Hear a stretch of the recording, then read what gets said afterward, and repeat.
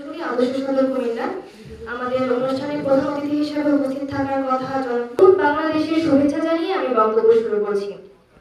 তারুণ্যের উৎসবে তারুণ্যের ভাবনায় আগামী বাংলাদেশ বিষয়ে কর্মশালায় বক্তব্য দিতে পেরে আমি ধন্য। লাখো শহীদের রক্তের বিনিময়ে পাওয়া আমাদের এই বাংলাদেশ এবং বহু মেধা শহীদের রক্তের বিনিময়ে পাওয়া আমাদের এই নতুন বাংলাদেশ। এদেশকে উন্নয়নের শিখরে পৌঁছে দেওয়ার দায়িত্ব আমাদের সকলের, বিশেষ করে আমাদের তরুণ প্রজন্মের।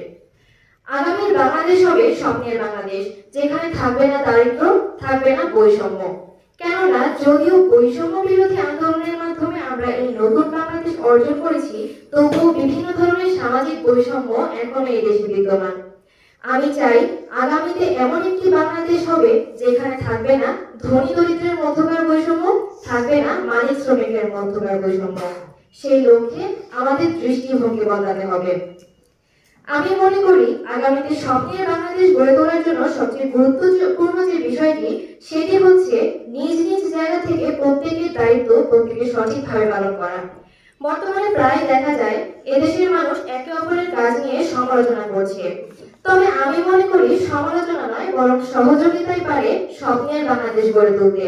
তাই আগামীর বাংলাদেশে সকলেই হোক সকলের সহযোগী, সহযোদ্ধা। সকলের অবস্থান থেকে সকলে কাজ করলে স্বপ্নের বাংলাদেশ গড়ে তোলা কঠিন কিছু নয়। আমার ভাবনায় আগামীর বাংলাদেশ হবে সম্পূর্ণ ডিজিটাল প্রযুক্তি নির্ভর, তবে এই ডিজিটাল প্রযুক্তি ব্যবহৃত হবে শুধুমাত্র দেশ ও জনগণের কল্যাণে। বর্তমানে ডিজিটাল প্রযুক্তির যে অপব্যবহার দেখা যায় তা নিরসনে সকলকেই সচেতন হতে হবে। আমি আমার ভাবনায় স্বপ্নের বাংলাদেশকে এমন ভাবে দেখি যা পুরো বিশ্বের কাছে সততা ও নীতিনৈতিকতার আদর্শ দেশ হিসেবে বিবেচিত হবে, যেখানে সকল স্তরের পেশাজীবী নিজ নিজ কর্মক্ষেত্রে কর্তব্যপরায়ণ এবং সৎ হবে। আমি চাই জুলাই বিপ্লবের মাধ্যমে বাংলাদেশের মানুষের মধ্যে যে একতা ফুটে উঠেছে তা যেন অটুট থাকে চিরকাল, যেন যে কোনো সময় দেশের শত্রুর বিরুদ্ধে রুখে দাঁড়ানোর জন্য আমরা সকলে সর্বদা প্রস্তুত থাকতে পারি। এদেশের মানুষের মনে এদেশের প্রতি যেন একটাই মাত্র বেজে ওঠে, মাতৃভূমি অথবা মৃত্যু।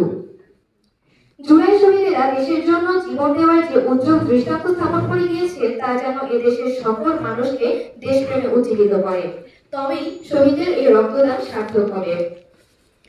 বাংলাদেশের একটি সুন্দর ও উজ্জ্বল ভবিষ্যৎ কামনা করি এবং তারুণ্যের প্রাণ শক্তিতে উজ্জীবিত হোক বাংলাদেশ, এই প্রত্যাশায় আজকের বক্তব্য শেষ করছি। এতক্ষণ আমার বক্তব্য ধৈর্য ধরে শোনার জন্য সকলকে ধন্যবাদ।